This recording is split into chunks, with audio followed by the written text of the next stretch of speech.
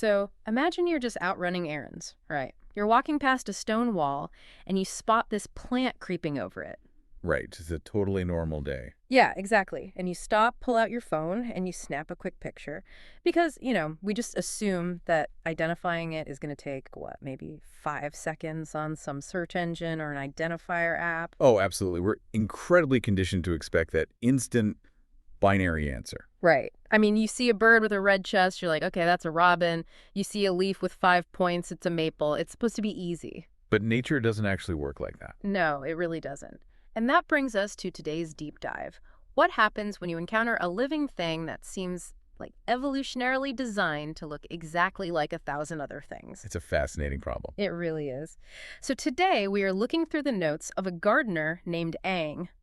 And Aang stumbled into this exact botanical mystery on a totally standard errand run. We're diving into an entry from their ongoing journal, which is called Notes on Gardening, specifically part 909. Which is such a great source, by the way. It is. It drags us into this surprisingly murky, really complex world of plant identification, garden utility, and even like the philosophy of curation. And it's all centered around one highly debated plant, the Maidenhair Vine. Scientifically known as the Muehlenbeckia complexa. Yes, the Muehlenbeckia complexa. Try saying that 5 times fast. I will pass on that. But what's really great about Aang's entry here is how it captures that meticulous and honestly often frustrating reality of being a dedicated botanist or even just a backyard gardener. Because the plant doesn't want to be found out. Exactly. Nature is under absolutely no obligation to reveal its identity easily to you. You're forced to observe on this much deeper level when the immediate visual cues just completely fail you. Oh. The ones we usually rely on, Yeah, and that failure of visual cues is exactly where this whole mystery kicks off. So Aang is out on this errand run, takes those photos by the wall, and then goes home to, start the evaluation process. Expecting the 5-second answer. Right. But instead of that clean answer, Aang ends up going down this massive identification rabbit hole. Just total uncertainty. It's a classic botanical trap. Totally. Aang explicitly states in the journal that it took a significant amount of time to reach any sort of conclusion. And even then, and this is the wild part, even then, they write, I still have some doubt whether I correctly identified the right species. Which is such a brutally honest admission for a gardener. Yeah. They essentially decide to label it the Maidenhair Vine, quote, for now, unless it is proven otherwise. So, okay, let's unpack this. Why is a simple plant so incredibly difficult to put a name to? I mean, normally leaves are basically nature's name tags, right? Usually, yes. But Aang notes that the individual leaves here were just entirely unhelpful. Why is that? Well, what's fascinating here is that leaves are usually distinct because they evolved to capture sunlight in very highly specific environments. Okay, right. So, you get these big, broad, flat leaves in the understory of a jungle because they have to catch whatever minimal light filters down. Like a giant satellite dish. Exactly. Or, think of thick, wacky needles in a desert. They're designed to retain water. Yeah. But the Muehlenbeckia complexa went for, the most generic uniform possible. It's just standard issue. Right. Aang observes that it presents with these very thin, wiry, dark stems, and they're paired with really small, rounded, deep green leaves. Which sounds pretty basic. It is incredibly basic. That combination is a highly generalized visual profile. It's shared by just numerous other plant species. See, to me, it sounds like trying to identify a specific type of standard black screw in a massive hardware store bin where, from a distance, they literally all look identical. That is a perfect way to describe it. If I hold up one black screw, it looks like 1,000 others. Yeah. But I have to push back a little here, though. Sure. Why would nature design something with such a generic name tag? Like, if leaves are usually these highly specialized tools for survival, the satellite dishes and the water retainers, why would a plant evolve to have features so non-distinct that even an experienced gardener like Aang is left doubting their own identification? It's actually, that generic profile is a masterclass in energy efficiency. Really? How so? But think about those thin, dark stems. They don't require the massive amounts of carbon and energy that, say, growing a thick, woody trunk demands. Oh, I see. It's cheap to make. Exactly. Yeah. The plant is investing all of its resources into rapid, flexible expansion rather than building a rigid structure. Okay, that makes sense for the stems. What about those tiny little generic leaves? They follow the exact same logic. A smaller surface area significantly reduces the amount of water the plant loses through transpiration. So it's basically just sweating less? Yeah. Precisely. And Ang noted that deep green color, right? That indicates the leaves are packed incredibly tightly with chlorophyll. So they're maximizing the photosynthetic output of whatever tiny little surface area they do have. Wow. So it's not trying to win a beauty contest. Not at all. The plant isn't trying to stand out. It is just trying to survive with the absolute least amount of metabolic overhead possible. Okay, so because you cannot rely on those tiny, hyper-efficient leaves to tell you what this plant is, you're basically forced to step back. You have to stop looking at the microscopic traits, staring at the individual screw in the bin, and you have to look at the macro. You got to look at the whole picture. Exactly. You have to observe how this thing actually behaves out in the dirt. And that behavioral observation leads directly to Ang's notes on the plant's growth habit. Which is where things take a turn. Right, because Ang notes a distinct shift in expectations here. Their previous experience was heavily skewed toward climbing vines, plants that naturally seek verticality. Right. The ones looking to climb trees or walls to reach the canopy light. Yeah, but the Maidenhair Vine operates completely differently. It is a ground-covering vine. And Ang notes that this was a somewhat new behavioral profile for them to manage. It's a totally different beast. And the way the journal describes this ground cover is intensely vivid.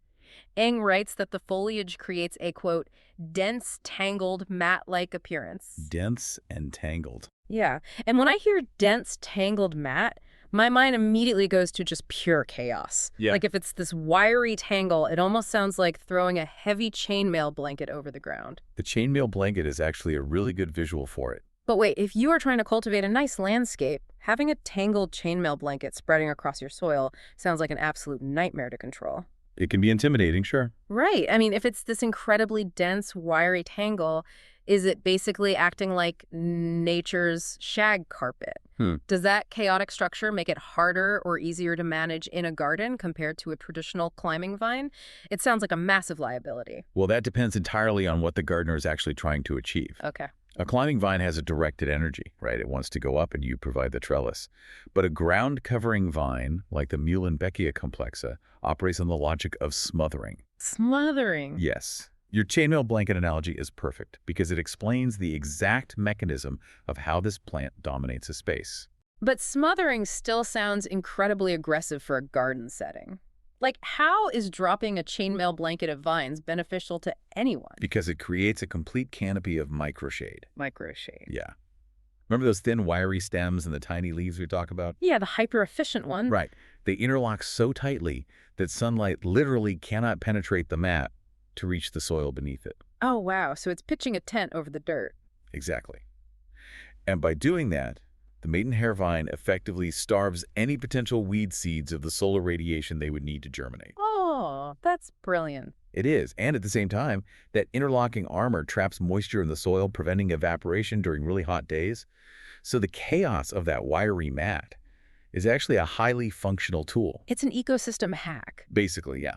It chokes out empty space, it completely prevents invasive weeds, and it covers up barren or unsightly areas of a landscape with this uniform, deeply green barrier. That is so cool. So the very traits that caused Ang so much microscopic frustration, the generic leaves, the wiry stems, are the exact components that weave together to form this impenetrable macro structure. Yes. The plant essentially sacrifices individual distinctiveness to become this unstoppable collective force on the ground. Right. It is the architectural difference between a single brick and a fortress wall. Ooh, I like that. On its own, the brick isn't much to look at. Yeah. But stacked by the thousands in a specific pattern, it completely alters the environment. Okay, but here's where the journey gets completely counterintuitive. Oh, yeah.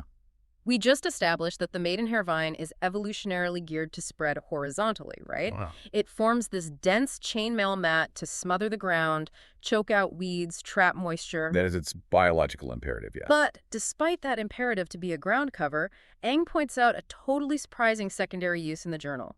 Gardeners actively train this plant to act as a wall climber. They do. They take that horizontal instinct, that spreading microshade canopy, and they literally force it into a vertical application. Taking a dense, tangled ground mat and forcing it up a wall sounds bizarre.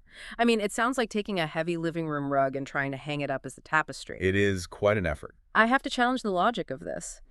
If you know a plant naturally wants to spread across the dirt to survive, isn't wrestling it onto a vertical plane fighting against its very nature? Oh, absolutely. Then why do it? Why would a gardener spend the time and energy dragging a heavy, smothering mat up a fence when there are literally hundreds of other ivy species that naturally want to climb? Well, you are absolutely fighting the plant's default behavior, like you said. The gardener has to come in and provide a wire framework or trellis, manually weaving those initial wiry stems upward until the plant's dense growth habit begins to sort of establish itself in the new orientation. Just very hands-on. It requires significant intervention. But the reason they do it is explicitly noted in Ang's journal. It provides a, quote, natural texture for vertical gardens. Natural texture. Okay, so it isn't about utility anymore. It is purely about the aesthetic result of that struggle between the gardener and the plant. Exactly. Think about it. If you plant a standard climbing ivy, you get a very predictable visual result, right? Yeah, just flat leaves. Right. Broad, flat leaves overlapping neatly as they reach for the sun. It looks like a flat green wall. Which is nice, but common. Very common. But when you take the Muehlenbeckia complexa, when you stretch that dense interlocking chainmail of thin, dark stems across a vertical plane, those wiry stems become structural. Oh, I see. They create a rich, wild, three-dimensional texture. The shadows cast by the tangled stems give the wall a depth and a complexity that a traditional climber simply cannot replicate. So the chaos literally becomes the feature. Yes. You aren't training it up the wall to see a neat, orderly picture. You are doing it specifically to highlight the wildly complex weave of the threads. Exactly. The very generic traits that made it an absolute nightmare to identify out on that errand run are what make it highly prized for architectural texture. It really demonstrates that a plant's utility is not strictly bound by its evolutionary habits. It is bound by the creative application of the gardener. That's a great point. The Muehlenbeckia complexa serves as an impenetrable, weed-starving ground mat or as a highly textured, complex vertical tapestry. It is a remarkably versatile biological tool. Which brings us to the final verdict in Ang's journal. The big reveal. Right. We have followed this incredible arc.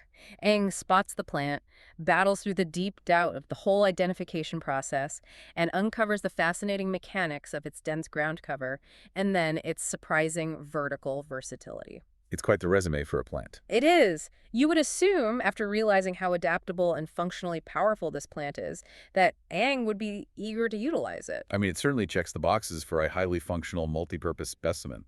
It can solve several landscaping problems at once. Right.